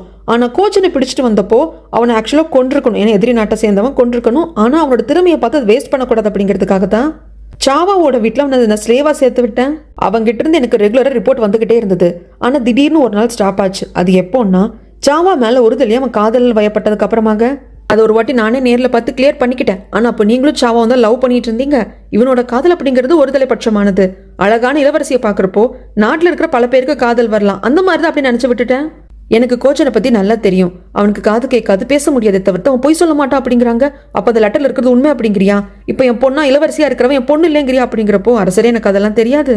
ஆனா எங்கேயோ ஏதோ ஒரு இடத்துல தப்பு நடந்திருக்கு அப்படிங்கிறப்போ 2 வருஷமா இப்ப இருக்கிற பொண்ணு என்கிட்ட பொய் சொல்லிட்டு இருக்கா அப்படிங்கறத என்னால ஏத்துக்க முடியல. அப்ப என் பொண்ணு எங்க இருக்காங்கிறது எனக்கு தெரியல. மந்திரியாரே ப்ளீஸ் என்னோட பொண்ணை, என்னோட ரத்தத்தை கண்டுபிடிங்க. அரசரா இல்ல ஒரு தகப்பனா கெஞ்சி கேட்டுக்கிறேன் அப்படிங்கிறப்போ அவருக்கே அழுக வந்துடும். மந்திரியாருக்கே கண்டிப்பா நான் வந்து தேடி கண்டுபிடிக்கிறேன் அப்படிங்கிறாங்க. கோச்சன் இறந்து போனது உங்களுக்கு தெரியாது, சோ கோச்சனையாவது கண்டுபிடிங்க. ஏன்னா கோச்சனுக்கு அப்ப என்னோட உண்மையான மகள் எங்க இருக்கான்னு தெரிஞ்சிருக்கு. அந்த பேரையும் எழுதியிருக்காரு, அது அழிஞ்சு போச்சு இல்லையா? சோ அட்லீஸ்ட் கோச்சனையாவது கண்டுபிடிங்க அப்படின்னு சொல்லி அனுப்புறாங்க. அதுக்கப்புறம் அரசருக்கு நிறைய விஷயங்கள் ஞாபகம் வருது. ஒரு பாட்டிமா கூட வந்து ஆறுடம் சொல்லியிருப்பாங்க இல்லையா, யாரோ ரத்தத்தை தூக்கி வளர்க்கறதுக்காக ஊர் ரத்தம் வெளியே சோத்துக்கும் மழையிலையும் திண்டாடிட்டு இருக்கு அப்படின்னு சொல்லியிருப்பாங்க இல்லையா. அதெல்லாம் வந்து ஃபர்ஸ்ட் வேற மாதிரி நினைச்சிருப்பாரு. நம்ம இளவரசனை பக்கத்துல வச்சுட்டு நம்ம பையனான ஜின்முவை தள்ளி வச்சிருக்கோமே அப்படின்னு சொல்லிட்டு. ஆனா இப்பதான் புரிய வருது, இந்த பொண்ணு வந்து என் ரத்தம் இல்ல, சாவாக்கு பிறந்திருந்தாலும் என் பொண்ணு கிடையாது. ஆனா இவளை பக்கத்துல வச்சுக்கிட்டு என்னோட உண்மையான பொண்ணு வந்து எங்கேயோ கஷ்டப்படுறா. அதை தான் அந்த பாட்டிமா எனக்கு கணிச்சு சொல்லியிருக்காங்க. அது புரியாம இருந்துட்டேனே, என் பொண்ணு என்ன பாடுபடுறாளோ அப்படின்னு சொல்லிட்டு இவர் ஃபீல் பண்றாரு. இங்க இந்த தங்கச்சிக்காரியை தான் காட்டுறாங்க. சாப்பாட்டுக்கு பதிலாக ஒயின் நிறைய குடிக்கிறா. ஒரு மாதிரி தள்ளாட்டம் ஆயிடுது. மேடு சொல்லுவாங்க, அரசருக்கு தெரிஞ்சா அப்படிங்கிறப்போ நான் நிதானமா தான் இருக்கேன், நீ போ அப்படின்னு சொல்லிட்டு பயங்கர கடுப்பா இருக்கு. சொல்லனா என்னன்னா என்ன முடிச்சு கட்டிடுவேன் அப்படிங்கிறா. இந்த மந்திரியார் என்னன்னா என்னை பார்த்து எகத்தாளமா பேசுறாரு. ஒரு இளவரசி கிட்ட அந்த மந்திரியார் அப்படி பேசலாம் அப்படின்னு சொல்லி யோசிச்சுட்டு இருக்கிறப்ப ஜின்மு பார்க்க வராங்க. ஜின்மு கிட்ட சொல்றாங்க, ஜின்மு நம்ம ஏதாவது பண்ணியே தீரணும். சொல்லனாவை வச்சு இந்த ராணி சொல்லனாவை யூஸ் பண்ணி என்னை அழிக்க பாக்குறா. அரசர் வேற சொல்லனாக்கு ஒரு நல்ல பொசிஷனை கொடுத்துருக்காங்க, ஏதாவது பண்ணியே தீரணும் அப்படிங்கிறப்போ சும்மா அவ பண்றா இவ பண்றா அப்படிங்கறத சொல்றதை நிறுத்து. ராணிக்கு சொல்லனாவை பிடிக்கும். சொல்லனா கூட ஒரு பாண்ட் கிரியேட் பண்ணிருக்காங்க. சொல்லனா கூட இருந்தா சந்தோஷமா இருக்குன்னு நினைக்கிறாங்க. அதனாலதான் சொல்லனாவை நல்லபடியா பாத்துக்கிறாங்க. அவனுக்கு எந்த வகையில த்ரெட்டனா இருக்கா எனக்கு அதெல்லாம் தெரியாது. சொல்லனாவை ஃபர்ஸ்ட் நம்ம அழிக்கணும் அப்படிங்கிறப்போ இது வந்து ஜின்முக்கே கோவம் வந்துடும். என்னதான் இருந்தாலும் தங்கச்சியாச்சே சொல்லனா, தான் ஆடாட்டாலும் தன் தசை ஆடும் இல்லையா? அதனால கண்டமேனிக்கு திட்டி விட்டுருவாரு. ஃபர்ஸ்ட் ஏற்கனவே உன் கூட ஒரு பொண்ணு மெய்டா இருந்தா, அவளை நீ கொண்டிருக்க, அதையே நம்ம மூடி மறைக்கிறதுக்காக பல வேலை பார்த்து வச்சிருக்கோம். இப்ப நீ பாட்டுக்கு அடுத்தடுத்து அவளை முடிச்சு கட்டு இவ்வளவு முடிச்சு கட்டுன்னு சொல்ற. ஃபர்ஸ்ட் எனக்கு சொல்லு, நீ உன் மேட கொன்ன இல்லையா? அந்த பொண்ணுக்கு உனக்கு இடையில என்ன பிரச்சனை? அவ உன்னை எந்த வகையில ப்ரொவோக் பண்ணா? உங்க 2 பேருக்குள்ள இருக்கிற ஹிஸ்டரி தான் என்ன அப்படிங்கிறப்போ அதை சொல்றதுக்கு இவ ரெடியா இல்ல. அது இன்னுமே ஜின்முக்கு கடுப்பாயிடுது. இந்த மாதிரி உண்மைகளை நீ என்கிட்ட சொல்லாம இருக்கிறப்போ நான் மட்டும் உனக்கு ஹெல்ப் பண்ணணும்னு எந்த வகையில் நீ யோசிக்கிற? இதை பாரு, இப்போ சொல்லனா சாவாவோட அப்பா இவங்களை பத்தின அந்த கேஸ் எல்லாத்தையும் விசாரிக்க ஆரம்பிச்சிட்டா. அவ என்ன பண்ணுவா ஏது பண்ணுவான்னு எனக்கு தெரியாது. இதுக்கப்புறம் அவ்வளவுதான், எல்லாம் முடிஞ்சு போச்சு, என்ன பண்ணுவியோ பண்ணிக்கோ அப்படின்னு சொல்லிட்டு எழுந்து வந்துடுறாங்க. போ ஜின்மு, நீ எனக்கு உதவி பண்ணல அப்படின்னா இதுக்கப்புறம் நான் தான் என்னை காப்பாத்திக்கணும் அப்படின்னு சொல்லிட்டு இவளுக்குள்ளேயே சொல்லிக்கிறா. ஜின்முக்கு செம கடுப்பாடு. இதை பத்தியே யோசிச்சுட்டு வந்துட்டு இருக்கிற சமயத்துல எதுக்கால கரெக்டா சொல்லனா வருவா. என்ன சொல்லனா இந்த பக்கம் இப்ப புதுசா பதவி உயர்வெல்லாம் கிடைச்சிருக்கு, நீ என்ன வெளியே அப்படிங்கிறாங்க. ஏன் ஜின்மா இந்த பக்கம் வரக்கூடாதா? வரக்கூடாது அப்படின்னால நான் வந்து சொல்லல. பக்கத்துல தான் என் வீடு இருக்கு. நான் வீட்டுக்கு போயிட்டு இருக்கிற பொண்ணை பார்த்தேன்னா ஒரு என்னை பார்க்க வந்திருக்கேன்னு நினைச்சேன். இல்ல ஜின்மு, நான் சும்மா கடத்தரு வரைக்கும் வந்து உன்னை எதிர்ச்சியா தான் பார்த்தேன் அப்படிங்கிறாங்க. சரி வீட்டுக்கு வா, என் டீ குடிச்சிட்டு போலாமே அப்படிங்கிறாங்க. சொல்லனா ஓகேன்னு சொல்லிட்டு வா, ஆனா நீங்க பொதுவா பெண்களை டீ குடிக்க கூப்பிடுறது அப்படின்னு இருக்கிறப்போ இதை பாரு சொல்லனா, மற்ற பெண்கள் எப்படியோ நான் உன்னை அந்த கண்ணோட்டத்துல பார்க்கல, வா அப்படின்னு சொல்லி வீட்டுக்கு கூப்பிட்டு வருவாங்க. இதுதான் இவ்வளவுதான் என்னோட வீடு. இந்த வீட்டுல தான் நான் சின்ன வயசுல இருந்து வளர்ந்தேன். என்னோட எல்லாமே இந்த வீட்டுக்குள்ளேயே முடிஞ்சு போச்சு. அப்புறம் இது வந்து ஜோப்போ கேம் நானே வந்து மேக் பண்ணது. ஆனா என்ன, நான் ஒருத்தன் தான் இருக்கேன், என் கூட விளையாடுறதுக்கு யாரும் இல்ல. இப்ப நீ வந்திருக்கல, நாம 2 பேரும் சேர்ந்து பிளே பண்ணலாமா அப்படின்னு சொல்லிட்டு விளையாடுறாங்க. ரொம்ப சந்தோஷமா இருக்கு அவனுக்கு. நமக்குன்னு ஒருத்தங்க இருக்காங்க. என்ன சொல்ல, நம்ம ஆரம்பத்துல இருந்து பாக்குறப்போ அந்த பாண்டிங் அவங்களுக்குள்ள இருந்துகிட்டே இருக்குமா, அதனால ரொம்ப சந்தோஷமா இப்படி விளையாடணும் அப்படி விளையாடணும்னு சொல்றப்போ பாக்குற சொல்லனாக்கு குழந்தை மாதிரி இருக்கான். சிரிக்கிறப்போ இன்னும் பச்சை மண்ணாதான் தெரியறான். இவன் தான் என் குடும்பத்தை அழிச்சிருப்பானா? என் அப்பாவை எகைன் வஞ்சம் வச்சு கொண்டிருப்பானா? இருக்கவே இருக்காது அப்படின்னு அவளுக்கு தோணுது. என்ன சொல்ல நான் யோசிக்கிறேன், வா விளையாடலாம் அப்படின்னு சொல்லி விளையாண்டுட்டு இருக்கிறப்போ சொல்லனா கேட்பா, என்னாச்சு ஜின்மு, ஃபேஸ் எல்லாம் வாடின மாதிரி இருக்கு, இன்னைக்கு நீங்க ரொம்ப லோவான எனர்ஜில இருக்கிற மாதிரி இருக்கு அப்படிங்கிறப்போ, ஒரு பொண்ணு என்னை போட்டு படாத பாடு படுத்துறா அப்படிங்கிறப்போ, ஏன் உங்க 2 பேருக்கு இடையில சண்டையா? சண்டைன்னு சொல்ல முடியாது, ஆனா என் மனசை பிரேக் பண்ணிட்டா. நீங்க அந்த பொண்ணு அவ்வளோ காதலிக்கிறீங்களான்னு சொல்ல நான் கேட்கிறப்போ, காதலா? சத்தியமா கிடையாது, அவ மேல எனக்கு இருக்கிறது பரிதாபம் தான் அப்படிங்கிறாங்க. ஜின்மு, நம்ம யாரை காதலிக்கிறோமோ அவங்களுக்காக தான் அழவும் செய்வோம் சிரிக்கவும் செய்வோம். இந்த 2 உணர்வும் அவங்க மேலதான் நம்மளுக்கு வரும். அப்ப அந்த பொண்ணை நீங்க காதலிக்கிறீங்க அப்படிங்கிறப்போ எகெயின் சொல்றேன், அது காதல் கிடையாது. அவளை பாக்குறப்ப எனக்கு நிஜமா பாவமா இருக்கு. அவ என்னமோ அவளை பெரிய ஸ்மார்ட்டா நினைச்சிட்டு இருக்கா. ஆனா இல்ல, அவ பெரிய முட்டாள். எல்லாத்தையும் தன்னால சரி பண்ணிட முடியும், தான் ஏதோ பெரிய வேலையெல்லாம் பண்ணி நமக்கான இடத்துல நம்ம அப்படியே உறுதியா நின்றுவோம் அப்படின்னு சொல்லிட்டு அவன் நினைக்கிறா. ஆனா தன்னோட வாழையே பிடிக்கிறதுக்கு துரத்தும் இல்லையா நாயி, அந்த மாதிரிதான் அவ அப்படின்னு சொல்லிட்டு நிறைய குடிச்சிட்டு அப்படியே தூங்கி போயிடுவாரு. ஜின்மு தூங்கினதுக்கு அப்புறமாக இந்த வீட்டை கொஞ்சம் சர்ச் பண்றா சொல்லலாம். அந்த சமயத்துல இந்த துணிலேயே ஃப்ளவர் மாதிரிலாம் செஞ்சு வைப்பாரு இல்லையா விசு அங்கிள், அது அவ கண்ணில் படுது. அதுல வந்துட்டு இந்த டேட்டூவும் வந்து போட்டிருக்கும். அதை சொல்லனா பாத்துடுறான். விசு அங்கிள் வந்து ஏற்கனவே இதெல்லாம் பண்ணி வைக்கிறப்ப சொல்லியிருப்பாரு, உனக்கு கெட்ட கனவுகள்லாம் வராது அப்படின்னு சொல்லிட்டு. ஏன்னா இந்த பேண்ட்ல கொடுக்கக்கூடிய இந்த டேட்டூ, அந்த மிருகம் வந்து எந்த இடத்துல இருக்கோ அங்க வந்து கெட்ட கனவுகள் வராது. அதுக்காக தான் ஜின்முக்காக அவர் பண்ணி கொடுத்துருந்துருப்பாரு. ஆனா துணியில வந்து இந்த டேட்டுவை யாரோ வந்து வரைஞ்சிருக்காங்க அப்படின்னா அப்ப இளவரசர் நம்மளுக்கு கொடுத்தாரே துணி. அடிப்பட்ட ஒருத்தர் ஹாஸ்பிட்டலுக்கு போனாரு, அவர் கையில இருந்து துணி இருந்ததுன்னு சொல்லிட்டு. அப்ப அன்னைக்கு வந்த கொள்ளையர்கள் இல்ல அவங்க கொள்ளையர்கள் கிடையாது. கண்டிப்பா தலைநகர்ல தான் அவங்க எங்கேயோ இருக்காங்க, அது யாருன்னு தெரியல. அவங்க வந்து இந்த துணியை வந்து மாஸ்க் மாதிரி போட்டிருந்திருக்கணும். ஸோ அப்பா சண்டை போடுறப்போ அந்த துணி கிழிஞ்ச அப்பாவோட கையோட வந்திருக்கு. ஸோ பொதுவாக இந்த டேட்டுவை துணியில யாரும் வரைஞ்சு வைக்க மாட்டாங்க, ஆனா வரைஞ்சி இங்க வச்சிருக்குன்னா அப்போ நம்ம ஃபேமிலியை அட்டாக் பண்ணதுக்கு பின்னாடி இந்த ஜின்மு இருக்கான் போல இருக்கு அப்படிங்கிற முடிவுக்கு சொல்லனா வந்துடுறா. அதுக்கப்புறம் வெளியே வர்றா. பாடி கார்டு கிட்ட வந்து போயிட்டு வரேன் அப்படின்னு சொல்றப்போ நீங்க பார்த்து போயிட்டு வாங்க அப்படிங்கிறாங்க. ஆனா சொல்லனா போகாம நிக்க உங்க மைண்ட்ல ஏதாவது இருக்கா, என்கிட்ட ஏதாவது பேசணுமா? ஆமா பாடி கார்டு பேசணும், ஜின்மு நல்லா தூங்குறாரு, நீங்க கொஞ்சம் என் கூட என்னோட ஆஃபீஸ் ரூம் வரைக்கும் வாங்கன்னு கூப்பிட்டு வந்து உட்காருங்க, இதே ஆஃபீஸ் ரூம் அப்படிங்கிறப்போ அவருக்கே ஆச்சரியமா இருக்கும். மெய்டா இருந்த பொண்ணு நீ இப்போ காடா மாறிட்டேன், உனக்கு தனி ரூம்ல கொடுத்துருக்காங்க, 2 மெய்டு வேற இருக்காங்களாமே அப்படிங்கிறப்போ இதுக்கெல்லாம் காரணம் ராணியும் அரசரும் தான். அவங்க கிட்ட நல்ல மதிப்பு எடுத்துட்டோம் அப்படின்னா நம்மளுக்கு வேணுங்கிற சௌரியம் கிடைக்கும். ஆமா பாடி கார்டு, எப்பவும் பாடி கார்டுனே கூப்பிட்டுட்டேன், உங்க பேர் என்னன்னு சொல்லி கேட்டு தெரிஞ்சுக்கிறா சொல்லனா. அதுக்கப்புறமாக ஜின்மு கூட நீ பாடி கார்டா இருக்க, உனக்குன்னு லைஃப்ல என்ன இருக்கு, தனி வீடு வாழ்க்கைன்னு எதுவுமே இல்லை பாத்தியா. ஆனா ஜின்மு வந்து என்ன பண்றாரு ஏது பண்றாரு அப்படிங்கிறத அரசருக்கும் ராணிக்கும் நம்ம தெரியப்படுத்தணும்னு வச்சுக்கோ. இப்போ எனக்கு கிடைச்சிருக்கிறதுல உனக்கும் கிடைக்கும் அப்படின்னு சொல்லிட்டு ஆசை வார்த்தை காட்டி அனுப்பிச்சிக்கிறான். இங்க நம்ம சொல்லனாக்குன்னு 2 மெய்டு இருப்பாங்க இல்லையா, அவங்கள வந்து பாடி கார்டு கூப்பிட்டு விசாரிக்கிறாங்க. இப்போ சொல்லனா எதை பத்தி விசாரிச்சுட்டு இருக்காங்க அப்படிங்கிறப்போ இறந்து போன அரசரை பத்தியும் ஜின்முவை பத்தியும் சாவா அவங்க அப்பாவை பத்தியும் அப்புறம் கடைசியா ஜின்மு வந்து எங்க போனாரு வந்தாரு அப்படின்னு அவரை பத்தி தான் ரெக்கார்டெல்லாம் எடுத்து கொடுக்க சொன்னாங்க, விசாரிச்சாங்க. அவ்வளவுதான் எங்களுக்கு தெரியும் அப்படின்னு சொல்லிடுறாங்க. அதுக்கப்புறம் இவங்க விசாரிக்கிற சமயத்துல இது எல்லாத்தையும் கேட்டுட்டு தான் நம்ம இளவரசர் உட்காந்துருப்பாரு. அதுக்கப்புறம் சொல்லனா வர சொல்றாரு. சொல்லனா வந்ததுமே இளவரசர் சொல்றாரு, எனக்கு தெரிஞ்சு நம்ம 2 பேரும் ஒரே பர்சன் தான் சஸ்பெக்ட் பண்றோம் போல இருக்கு. கிட்டத்தட்ட விசாரணையில நம்ம 2 பேரோட கணிப்பு மேட்ச் ஆகுறதுக்கு வாய்ப்பு இருக்கு. ஆனா ஃபர்ஸ்ட் நீ சொல்லு அப்படிங்கிறப்போ நான் ஜின்முவை தான் சஸ்பெக்ட் பண்றேன், அவரு தான் கொள்ளையர்கள் வந்துதான் சாவோட குடும்பத்தை அழிச்ச மாதிரி பண்ணியிருக்காரு அப்படின்னு சொல்லிட்டு சொல்ல இளவரசர் அப்படியே சிரிச்சுட்டு ஜின்மு அரச பரம்பரையை சேர்ந்தவன், அவனையே அக்யூஸ் பண்றியா அப்படிங்கிறாங்க. எல்லாத்தையுமே சொல்றாங்க. இல்ல 2 வருஷத்துக்கு முன்னாடி சாவாவோட அந்த குடும்பத்தை அட்டாக் பண்ணப்போ அந்த இடத்துக்கு ஜின்மு போயிருக்காரு, ஆனா ஹண்டிங்க்கு போனதாக ரெக்கார்டு இருக்கு, ஆனா அவர் அங்க இருக்க வேண்டிய அவசியம் என்ன. அடுத்தது பேண்டை சேர்ந்தவங்களுக்கு மட்டும் கொடுக்கப்படக்கூடிய அந்த டேட்டூ ஜின்முவோட வீட்டுல நான் பார்த்தேன், ஒரு துணியில வந்து அதை வரைஞ்சு வச்சிருந்தாங்க அப்படின்னு சொல்லிட்டு எல்லாத்தையும் சொல்றாங்க. கடைசியில் இளவரசர் சொல்றாரு, நானும் ஜின்மு தான் சந்தேகப்பட்டேன் அப்படிங்கிறப்போ அப்புறம் ஏன் அரசர்கிட்ட சொல்லாம இருந்தீங்க? எப்படி சொல்ல முடியும்? அரசர் ஜின்முவை வந்து எந்த அளவுக்கு வந்து பாசம் வச்சிருந்தாரு அப்படின்னா அவர் பையனான எனக்கே கூட இந்த பிரேஸ்லெட்டை கொடுக்கல, ஆனா ஜின்முக்கு கொடுத்திருந்தாரு. அது மட்டும் இல்லாம என்கிட்ட ஆதாரம் இல்லை, அப்ப நான் என்ன பண்ண முடியும் அப்படிங்கிறப்ப ஆதாரம் இல்லை அப்படிங்கிறதுக்காக உங்களுக்கு ஜின்மு மேல சந்தேகம் வந்துருச்சு. அப்ப அரசரோட சேஃப்டி உங்களுக்கு முக்கியம் இல்லையா? அதை பத்தி நீங்க யோசிக்க மாட்டீங்களா? அது மட்டும் இல்லாம இன்னொன்னு சொல்லட்டுமா, நம்ம அரசர் லியோட நாட்டுக்கு என்ன ஸ்பையா அனுப்பிச்சிருந்தீங்க, அங்க எல்லா வேலையும் முடிஞ்சிருச்சு. அவங்க வந்துட்டு நம்ம நாட்டோட சமரசமா போயிடலாம், நட்பு நாடா மாறிடலாம் அப்படிங்கிற முடிவுக்கெல்லாம் வந்துட்டாங்க. அதுக்கான லெட்டரை ரிட்டர்ன் எடுத்துக்கிட்டு மந்திரி யாரும் விசு அங்கிளும் வந்தாங்க இல்லையா, அந்த சமயத்துல தான் நான் இந்த நாட்டை சேர்ந்தவ, நான் ஸ்பையா வந்திருக்கேன் அப்படிங்கிற விஷயமே தெரிய வந்தது. ஸோ ஜின்முவும் விசு அங்கிளும் சேர்ந்துட்டு ஏதோ பண்றாங்க அப்படிங்கிறாங்க. அதை உன்னால உறுதியா சொல்ல முடியுமா அப்படின்னு சொல்லிட்டு சொல்லணும் பார்த்து கேட்கறதுக்கு, இதை பாருங்க அதுக்கான ட்ராப்பை நான் விரிச்சிருக்கேன், எவிடன்ஸை நான் கொடுத்துட்டேன் அப்படின்னா நீங்க அரசர்கிட்ட போய் சொல்வீங்களா அப்படின்னு கேட்கறப்போ கண்டிப்பா சொல்றேன் அப்படின்னு சொல்லிட்டு இளவரசரும் சொல்லிடுவாங்க. அதுக்கு என்ன ட்ராப் அப்படின்னா ஜின்முவோட பாடி கார்டு நான் லைட்டா ப்ரொவோக் பண்ணி விட்டுருக்கேன், ஜின்முக்கு எதிராக நான் மாத்திர மாதிரி பேசியிருக்கேன் அப்படிங்கிறப்போ முட்டாள்தனம் பண்ணிட்டு சொல்லலாம். ஜின்மு கூட அவன் பல வருஷங்களா இருந்திருக்கான், அவன் எப்படி ஜின்முக்கு துரோகம் பண்ணுவான்? எனக்கு தெரியும் இளவரசரே, அவன் துரோகம் பண்ண மாட்டான். ஆனா நான் சொன்னதை ஜின்முக்கு எதிராக அவனை மாத்த நான் ட்ரை பண்ணதை கண்டிப்பா அவன் போய் சொல்லுவான், அதுக்காக தான் நான் வெயிட் பண்றேன் அப்படிங்கிறாங்க. அது இங்க நடக்கவும் செய்யுது. பயங்கர போதையில அதுக்கப்புறமா தான் ஜின்மு எழுந்திருப்பாங்க. சொல்லனா எங்கேன்னு கேட்கறதுக்கு, இல்ல நைட்டு நீங்க போதையில மயக்கமானது அவங்க போயிட்டாங்க அப்படிங்கிறாங்க. சொல்லனா கூட கேம் விளையாண்டது எனக்கு பிடிச்சிருந்தது, நான் அவளை கேம்ல வின் பண்ணிட்டேன் அப்படிங்கிறப்போ பாடி கார்டு மனசுக்குள்ளேயே யோசிக்கிறாங்க சொல்லனா சொன்னது எல்லாத்தையும்.